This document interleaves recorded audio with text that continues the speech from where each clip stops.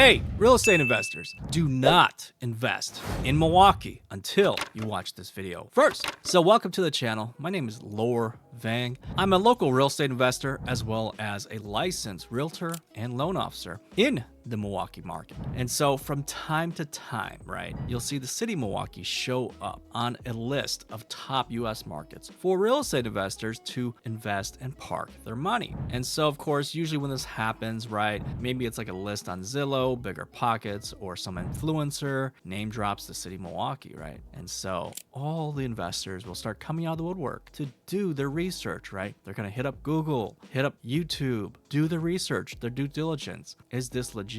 Right? They're going to start researching. And then usually I can tell because all of a sudden my phone and my email will start to blow up. Hey, I'm a out of town, out of state, out of the country real estate investor. I'm looking to get started investing in Milwaukee. And that's fantastic because that's what I do. I help investors to get started here in the Milwaukee market. Now, however, during some people's research, they may come across some other investors or real estate influencer that says, hey, don't invest in Milwaukee. It's not all that's cracked up to be. And so why are these people saying that? Who's legit? What are their reasons? Maybe they did try it and it didn't work out for them. They got burned. And you know what? They probably made mistakes. And so in this video, we're going to go into the most common reasons why investors say don't look at the Milwaukee market. And we're going to dive deep into those details so that you can decide for yourself. Are those reasons legit? Are they valid? Or maybe these people are just trying to gatekeep and keep the competition down. So without further ado, let's get into this video.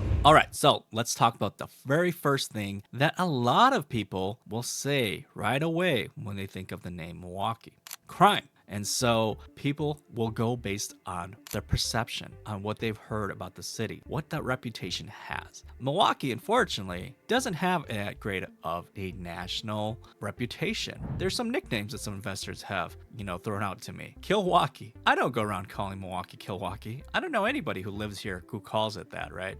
It's quite wild. But anyway, it's hilarious, right? Because Milwaukee's a big city. That's the truth. There's crime in small cities, big cities. There's good and bad areas pretty much in most cities. No matter how small the city is or how big, there's gonna be bad parts. And you as an investor, you need to learn the lay of the land. You need to understand, hey, what are you comfortable with? Where do you wanna invest? What kind of target tenants are you trying to attract? What kind of neighborhood classes are you trying to invest in? What are your goals? So if you simply believe these blanket statements that, oh, the entire city's just horrendous, it's a murdering capital, oh my God. Well, if you have that kind of mindset, that kind of mentality, then quite frankly, you probably shouldn't be investing in any big city. So the second reason that some investors might have a negative perception on Milwaukee, also kind of related to the first, is that, oh, don't invest in Milwaukee because it's nothing but run down hood properties. And that couldn't be further from the truth. Milwaukee, yes, we have a ton of affordable properties. We have tons of properties that will exceed the 1% rule. We're one of the few markets where you can get more than the 1% rule. And at the same time, you might be able to get up to 2%. But do realize that we have a little bit of everything. Okay, we have the more expensive homes, the more moderate, right, priced homes. We have the upper high-end luxury homes, the higher flip profit potential homes. We have all that stuff. It all just depends on you, the investor. What is your goal? How much budget do you have? Are you chasing cash flow, or are you chasing appreciation, or some kind of combination of both? Because as a real investor, you have to understand that you can't have both great cash flow and great appreciation. That just doesn't exist. You're chasing a unicorn. You need to actually understand as an investor what's possible and what's not. And so when I talk to investors, I make it very clear to them, tell me your goals, tell me your budget, and I'll tell you where you can invest, and I'll tell you what's possible. And if they don't believe me, then I don't work with them because they're chasing unicorns and I don't have time for that.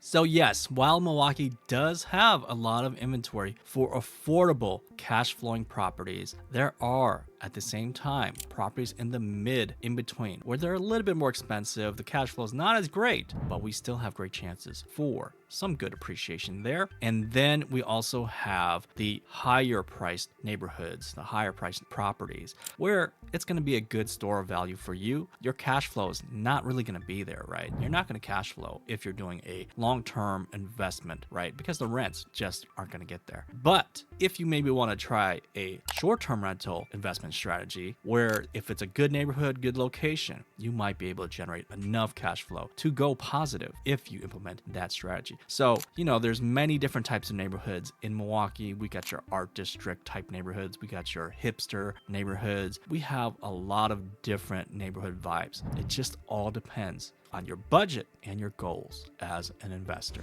The next most common reason why people say don't invest in Milwaukee is the weather. Oh my gosh, there's so much snow. Oh wow, it's so cold. Well, guess what? That's what the weather here is like. And some years it's better than others. Also, don't forget, if you're not living here, you're not local, then who cares? Why do you care? The people who live here in the city, it's normal to us, right? Some people actually love the cold and the snow, believe it or not. I'm not one of those. But yeah, it doesn't matter, guys. And if you're letting that stop you from investing, wow, that's pretty crazy. You just have to have a strategy in place, right? A plan. Whether that is giving one of your tenants who live in one of the units a discount to be the assigned yard keeper. So they mow the grass in the summer and then they shovel snow in the winter and they get a little bit discount. Hey, there you go. Or you just hire a contractor or your property manager to do it for you. And as long as the number makes sense, then what's the problem? One of my investors says, invest where the numbers make sense and live where you want to live. And if you know who this guy is, drop his name in the comments below. The next most common complaint that some investors might say about Milwaukee and investing here is that our properties, our homes are older. And yeah, that's true. I'm not gonna deny that. A lot of our homes, a lot of the older inventory, right? It's built in the early 1900s and all the way up to about the 1970s, 1980s, if you're lucky. So with Milwaukee being a big city, right? Most of our cities already developed. We don't have a lot of empty land left in the city of Milwaukee proper. So there is no such thing as built to rent here in our market currently. There are no investors doing that type of thing here, right? Because the numbers just really they probably won't make sense, number one. But yes, majority of our homes are somewhat older. But one thing I can tell you is that if that home from the 1900s is still standing and it's still level, that home was built good. They don't build those homes like they do anymore. You walk into some of these older Milwaukee homes, they have character. They have old world charm. They have the original woodwork of these builders, these craftsmen that built these things by hand. This stuff wasn't made in a factory and then shipped and then put together. These homes are built rock solid, guys. The ones that aren't, well, those probably fell apart already mostly. But even if you do run into some homes with some issues, guess what? You could either look at that as an opportunity to not do a deal, or you can look at it as an opportunity to get a good price on a deal. And so something that is also very common that a lot of out-of-state investors need to know, a lot of homes in Milwaukee have basements. Basements often have problems. So here's a pro tip for you if you're an investor in a market where you don't have basements, you don't understand basements. So with basements, it's a question of when that basement's gonna fail, not if, okay guys? So a lot of investors, even people here in the Milwaukee market, right, who may be newer homeowners, the slightest sign of problems with the basement, a little bit of water seepage, some cracks, some leaning of the walls and the foundation, they're out of there. They're out of that house, right? They're not looking at that. They cross that one off their list. But if you are a savvy investor, you have a connection of professionals who can understand and tell you intelligently, hey, this basement foundation, no problem. We can fix it. Here's how much it's going to cost. Not that much, not that big of a deal. Numbers work. Boom. Awesome. You just landed a great deal that a lot of investors passed out on. But if it's a massive problem and your professionals tell you, no, this one's going to be like $100,000 to fix, no go. Those are the type of people you need to be connected to. Those are the type of people that you will need to be partnered with so that they can tell you what's a good deal, what's a bad deal, where when other people are running away, you're running in there to get that deal. The next reason why someone might tell you not to invest in Milwaukee is a bit of a controversial one. They might say, hey, don't invest in Milwaukee because the people who live there, the tenants, they are bad. They are troublesome. They're full of headaches. You just won't find any good ones. And, they might be incorrectly tying this to the generalization that Milwaukee, since we have a lot of cheaper, affordable properties, that the people who live in these areas are not good quality tenants. And, as a human, you just kind kind of have to realize that, hey, these people are full of it, because there's good and bad people regardless of the income level neighborhood that they come from. There's good people in low income areas as well as bad people. And the same thing is true in the upper high end class neighborhoods as well, right? There's a lot of Karens out there, and I'm sure you wouldn't want to have one of them as your tenants. Correct? So just a really unfair assessment. I think what it comes down to is that your tenant screening, as long as you have a solid tenant screening process, then you should have pretty good luck with getting a good tenant for your property, regardless of the area that it's located in. And if you are using a property manager, then you need to make sure that your property manager has a solid tenant screening process, because if they're just putting in anybody with a pulse and they're not actually checking their background and screening them properly, well, you may end up with a headache.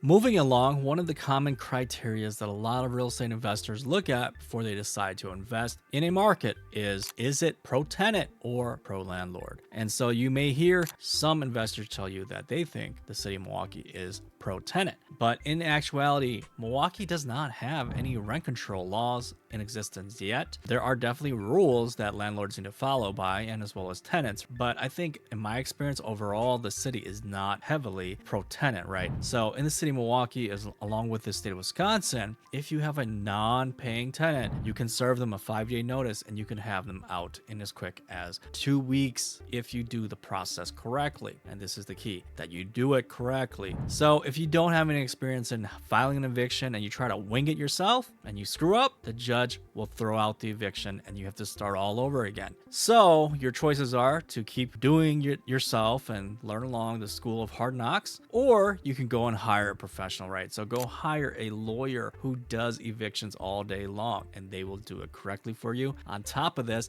they'll go to court on your behalf so that you don't have to take time out of your own day, out of your own work schedule to go. So again, the most important thing, learn the rules, follow the rules, and execute them correctly. Or just hire the right professional. It does not cost that much to file evictions. Another reason why someone might tell you to avoid investing in Milwaukee is because, in their opinion, they think Milwaukee is too small of a market for you to invest in. And so why is this important? Well, this is because another criteria that a lot of investors will look at whether to invest in a market or not is the population growth, because they don't want to invest in an area where everybody is leaving. So they want to make sure that there's enough people still there to have tenants. And so if you actually do your research, right, just a simple Google search, you'll see that actually the city of Milwaukee proper, that population has been declining slightly. It's not super terrible or anything like that, but yes, people are leaving the city of Milwaukee. But if you look at it closely, you might actually find out, if you're local like me, that a lot of people do end up leaving the city of Milwaukee, but they're just moving just outside. So to other nearby cities, other suburbs, things like that. We're not really seeing a mass migration of people leaving the city for other states, things like that, right? So I think we're still fairly okay on that matter. And it's, we're still a big city. We got almost, 600,000. We're probably 1 million in the MSA. So overall, we're not really a small market. I mean, some people would consider us a secondary market, but we're definitely a big city feel to it, right? I mean, we have 2 professional sports teams here in Milwaukee. We got the Milwaukee Brewers and the Milwaukee Bucks, right? So we definitely have a good sized population. Another reason you might hear some investors tell you not to invest in Milwaukee is because there's not enough jobs. And quite frankly, these people who say that, well, they don't know enough about Milwaukee. Milwaukee has quite a lot of jobs, and our unemployment rate is fairly low, from 3 to 3.5% in the city. And so we have a lot of different types of jobs and industries. So we've got your traditional manufacturing companies like Harley Davidson, Milwaukee Tool, Rockwell Automation, GE Healthcare. And then we have your traditional healthcare employers, one of the biggest, Aurora Healthcare, in the city as well as the entire state. And then we also have Freighter. We have the Children's Hospital of Wisconsin here in Milwaukee. We have a bunch of other finances company, right, coming into Milwaukee. So we've got Fiserv, which is the Buck Stadium named after. We have Baird Financial, right? So they are also here in the city of Milwaukee. And then we have Northwestern Mutual. They're massive into the insurance and finance world. So there are a ton of different jobs, and there's even more coming. Microsoft has announced that they're going to be taking over the failed Foxconn development just south of Milwaukee, about 30 minutes. And not only that, but it was recently announced that Eli Lilly, the pharmacy company, is going to set up their new business in that very same area around there. So even more jobs coming. And so that means these people are going to be looking for housing, right? And so Milwaukee's housing market is red hot. There's not enough inventory for buyers. And so the same thing with the rental market. Our rental market vacancy is between 5 and 6%, some of the lowest in the entire country, which helps to keep rental demand and rental rates, rental prices high. The last reason why somebody might tell you not to invest in Milwaukee is because they are speaking from personal experience. They were once just like you. They heard about the great Milwaukee area market, how affordable it is, how awesome the returns were. So they started connecting with a realtor, with a wholesaler, running the numbers, and they bought a deal that was supposed to be a home run, that was supposed to be in a great neighborhood. But you know what ended up happening? They trusted the wrong people. They worked with the wrong people. They ended up buying a house that was one block too far from the prime area of the up-and-coming neighborhood. The growth hadn't hit that area yet. And so they were too early. They bought too soon. Things didn't work out. And now they needed to give an actual person a call who knew what they were doing to save them from that deal. I've been there before. I've helped other investors who were misled, who bought the wrong area, to get them out of the situation that they're in, offload that property for a loss, and then we would repurchase in the better area that they should have been in, that they wanted to be in. But they didn't know what they didn't know. They trusted the wrong people. And so this is the important lesson here. Make sure that you are working with the right person, with the right professionals who can help guide you and understand the intimate knowledge of that market to help you accomplish your goal.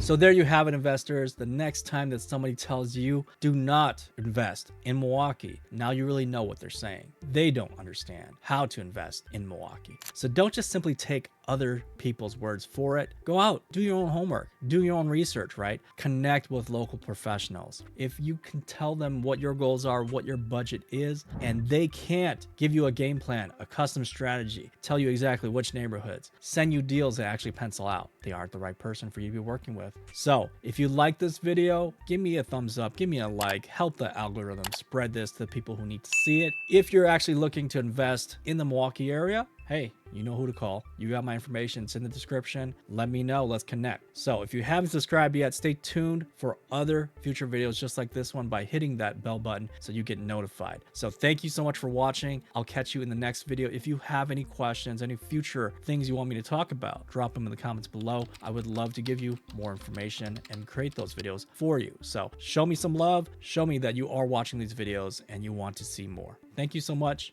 Peace.